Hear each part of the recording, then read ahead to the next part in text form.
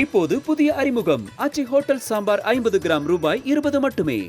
மதுரையில் திடீரென கொட்டி தீர்த்த கனமழையின் காரணமாக கோரிப்பாளையத்திலிருந்து செல்லூர் செல்லும் ஆற்றுப்பாலத்தில் தண்ணீர் தேங்கியதால் வாகன ஓட்டிகள் சிரமத்திற்கு ஆளாகியுள்ளனர்.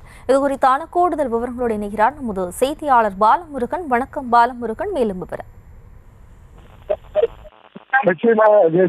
மதுரையில் அரை மணி நேரமாக பெய்த மழை காரணமாக சாலைகளில் தண்ணீர் தேங்கியிருப்பதால் போக்குவரத்து மிகவும் பாதிக்கப்பட்டிருக்கிறது. மதுரை மாநகராட்சி பகுதியிலான கோரிப்பாளையம், ஆரப்பாளையம், அண்ணா நகர், மாட்டுத்தாவணி, திம்மக்கல், தெற்கு வாசல், பாகானப்பம், காலவாசல், வள்ளுவர் காலனி, ஆணையூர், திருப்பாலை, ஆத்திக்குளம், புதூர் உள்ளிட்ட பல்வேறு பகுதிகளிலும் மழை அரை மணி மேலாக பரவலாக மழை பெய்திருக்கிறது.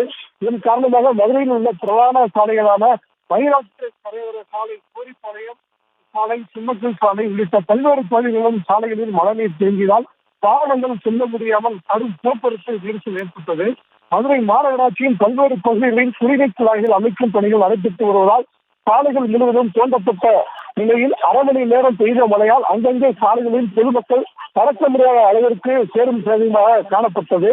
மேலும் புதிதாக அமைக்கப்பட்ட சாலைகளிலும் அங்கங்கே பள்ளங்கள் தோண்டப்பட்டு அப்படியே விட்டு சென்றதால் மழைநீர் தேங்கியதால் மழைநீரில் செல்லும் பொதுமக்கள் கீழே தவறி விழும் நிலை ஏற்பட்டது.